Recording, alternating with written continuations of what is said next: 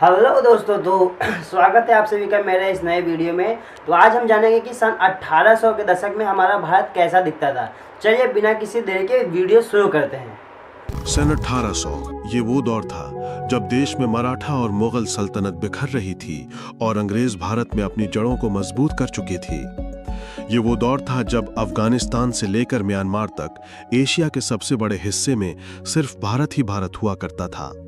ये वो दौर था जब भारत की आबादी सिर्फ 17 करोड़ थी, जिनमें से करीब 10% पुरुष और 1% महिलाएं ही पढ़ी लिखी हुआ करती थीं। शायद इसी वजह से मीलों दूर से आए अंग्रेजों ने भारत पर कब्जा जमा लिया था। ईस्ट इंडिया कंपनी की सरकार ने गरीबों और किसानों का शोषण शुरू कर दिया था और सोने की चिड़िया कहे जाने वाले भारत को लूटने में कोई कसर नहीं छोड़ी थी। लेकिन क्या आपने कभी सोचा है उस दौर में आम भारतीयों की जिंदगी आखिर कैसे हुआ करती थी? उनका रहन सहन और पहनावा कैसा होता था? उस दौर के भारतीय लोग क्या काम किया करते थे और कैसे अंग्रेजों ने भारत के महान साम्राज्य की हुकूमत को अपने कब्जे में लिया था? अगर हाँ, तो आज का वीडियो आपके लिए खास है, क्योंकि आज हम सन 1800 के दौरान अखंड भारत के इतिहास से पर्दा उठाएंगे, जिसे ज्यादातर स्कूलों कॉलेजों में पढ़ाया नहीं जाता है। लेकिन उसके पहले आप वीडियो को लाइक और चैनल को सब्सक्राइब कर दीजिए। सल्तनत और हुकूमत। 16वीं शताब्दी की शुरुआत में जब अंग्रेजों ने भारत में दस्तक दी, तो शुरुआत में उनका उद्देश्य सिर्फ यहां व्यापार करना था। लेकिन जब देश के कई महान राजा उनकी मीठी बातों की शिकार नहीं हुए, तो उन्होंने इस महान देश की सत्ता पर ही कब्जा करने का फैसला किया। बता दें कि भारत में कदम रखने वाली सबसे पहली ब्रिटिश टोली के कैप्टन थे विलियम हॉकिंस, जिन्होंने 24 अगस्त 1608 के दिन सूरत के बंदरगाह पर पहला कदम रखा था। और कुछ ही समय में उन्हें यह अंदाजा लग गया था कि वे कूटनीति से भारत को अपने कब्जे में कर सकते हैं। 1631 में जब शाहजहां ताजमहल बनवा रहे थे, तभी अंग्रेज भारत में अपने पैर पसारने की कोशिश में लगे हुए थे। उस वक्त कुछ छोटे बड़े राजाओं के अलावा भारत में 2 बड़े साम्राज्य की हुकूमत चलती थी, जिसमें पहला था औरंगजेब का मुगल एम्पायर और दूसरा था मराठा साम्राज्य। ये दोनों शक्तियां इतनी ताकतवर थीं कि इनके सामने अंग्रेज चाय में नमक के बराबर थे। मगर इनकी सबसे बड़ी कमजोरी थी एक दूसरे से नफरत करना। ये देख अंग्रेज एक तरफ इन दोनों सल्तनत के राजाओं के तलवे चाटते रहे और ये जताने की कोशिश करते रहे कि हम आपके साथ हैं, लेकिन दूसरी तरफ बड़ी चालाकी से कूटनीति करके इन दोनों साम्राज्य में कई लड़ाइयां करवाईं और खुद बाजी मारने के लिए सही मौके का इंतजार करते रहे। अपनी इसी रणनीति में कामयाब होने में अंग्रेजों को 100 साल लग गए और शुरुआत हुई 18वीं सदी की, जब ईस्ट इंडिया कंपनी ने भारत में अपने पैर पसार लिए थे। मुगलों की सल्तनत खत्म होने की कगार पर थी और मराठा साम्राज्य भी कई इलाकों में अंग्रेजों से हार चुका था। एक तरफ वे गरीबों और किसानों का शोषण कर रहे थे, दूसरी तरफ शिक्षा और पैसों के लालच देकर युवा भारतीयों को ही अपनी ब्रिटिश आर्मी में भर्ती करना शुरू कर दिया था। वे भारतीय व्यापारियों से बहुत ज्यादा कर वसूलते थे। उन्होंने यहां पर अपनी फैक्ट्रियां खोल रखी थीं, जहां सस्ते में बना माल एक्सपोर्ट करके वे अंधाधुंध पैसा छाप रहे थे और ये पूरा पैसा भारत से सीधा ब्रिटेन जाता था, जिस वजह से भारत में आर्थिक संकट के दौर की शुरुआत हुई। भारतीयों की कमाई, पैसों की किल्लत और लगान। आपने ये कहावत तो सुनी होगी कि मेरी जरूरतें कम हैं, इसलिए मेरे जमीर में दम है, जो 1800 के दौर में 90% भारतीयों के लिए सही साबित होती है। हालांकि हमारे भारतीय समाज में मौका परस्त लोगों का वजूद हमेशा से बना रहा है, उस वक्त भी कुछ मौका परस्त लोग ऐसे थे जो अंग्रेजों के तलवे चाट कर अधिक कमाई किया करते थे, जबकि आम भारतीय अपनी सभी जरूरतें पूरी तक नहीं कर पाते थे। एक तरफ जमींदार किसानों को कर्जा देकर ज्यादा ब्याज लेकर उन्हें लूटा करते थे, वहीं दूसरी तरफ किसान बाढ़, सूखे जैसी समस्याओं का सामना करते थे और अंग्रेजों द्वारा लगाया गया जानलेवा लगान तो किसानों की कमर ही तोड़ देता था। वहीं जो लोग खेती नहीं करते थे, उनमें से कुछ छोटा मोटा व्यापार करते थे, जिन्हें अंग्रेज टैक्स और हफ्ता वसूली करके लूटने से बाज नहीं आते थे, जबकि कुछ लोग मजबूरी में चंद पैसों के लिए अंग्रेजों की फैक्ट्रियों में 16-18 घंटे काम किया करते थे। गांव का व्यापार। उस दौर के भारत की एक चीज बहुत अच्छी थी, वो है बार्टर सिस्टम, यानी सामान के बदले सामान देना। इसका इस्तेमाल भारत में ज्यादातर गांव में किया जाता था। गांव में अगर कोई एक आदमी चावल उगाता था, तो वो दूसरे आदमी से चावल के बदले गेहूं लेता था।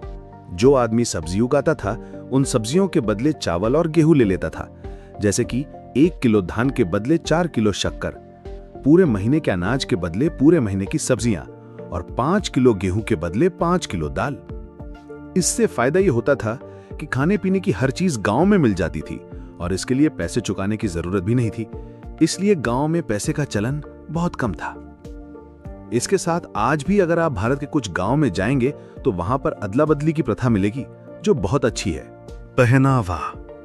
दोस्तों, आज के मॉडर्न भारत में जहां हर तरफ पश्चिमी सभ्यता यानी वेस्टर्न कल्चर का असर दिखाई देता है, लोग jeans, shirt, T shirt, top और सूट पहने नजर आते हैं।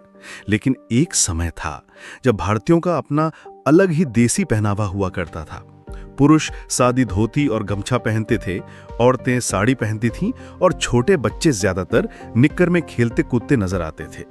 कुछ लोग धोती और कुर्ता पहनते थे, जबकि कुछ बड़े जमींदार ही अंग्रेजी पहनावा यानी जीन्स और शर्ट पहनते थे। भारत की यही सादगी और विविधता उन्हें अंग्रेजों से खास बनाती थी।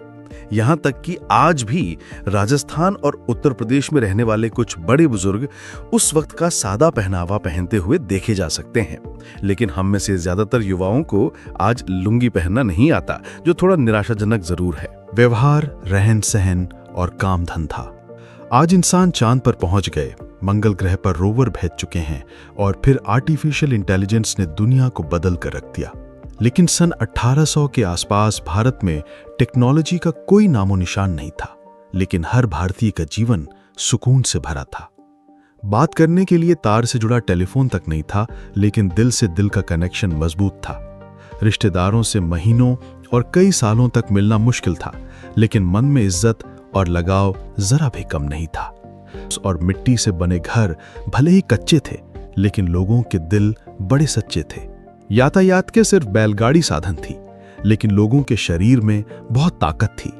जेब में पैसों की फूटी कौड़ी ना हो, फिर भी चेहरे पर शिकन नहीं थी और भाईचारा ऐसा था कि एक आवाज पर पूरे गांव की भीड़ इकट्ठा हो जाती थी।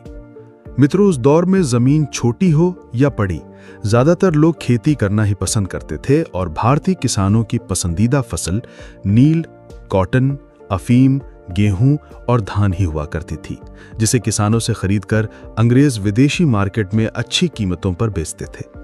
लोग खेती के साथ पशुपालन भी करते थे। जो लोग खेती नहीं करते थे वे अंग्रेजों की फैक्ट्री में काम किया करते थे।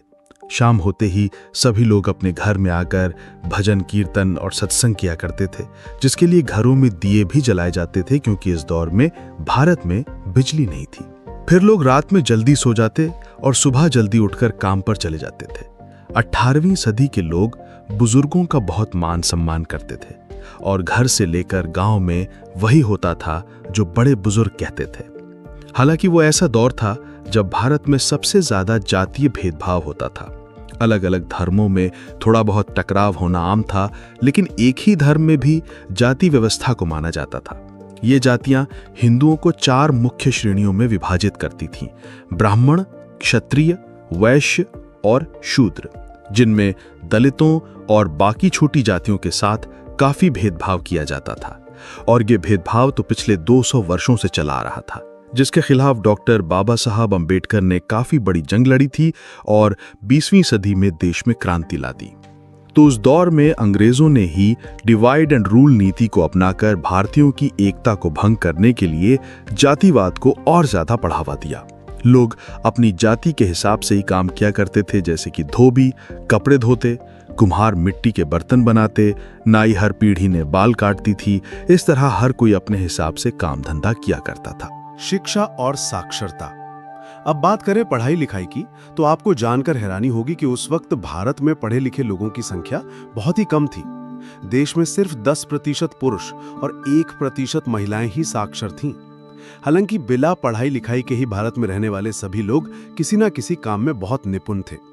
कुल मिलाकर उस वक्त भारत की कुछ चीजें बेहद अच्छी थीं, तो कुछ बहुत खराब। कहीं पर लोग बहुत खुश थे तो कहीं बहुत दुखी। लेकिन भारत हो या दुनिया का कोई भी देश, सदियों से संतुलन बनाए रखने के लिए कुदरत का यही नियम चलता आया है। तो मित्रों, अगर आपको भी अखंड भारत के महान इतिहास पर गर्व है तो कमेंट बॉक्स में हमारे देश की तारीफ में 2 बोल जरूर लिखिए। और ये भी बताइए कि उस दौर की वो खासियत कौन सी है जो आज का मॉडर्न जमाना मिस कर रहा है।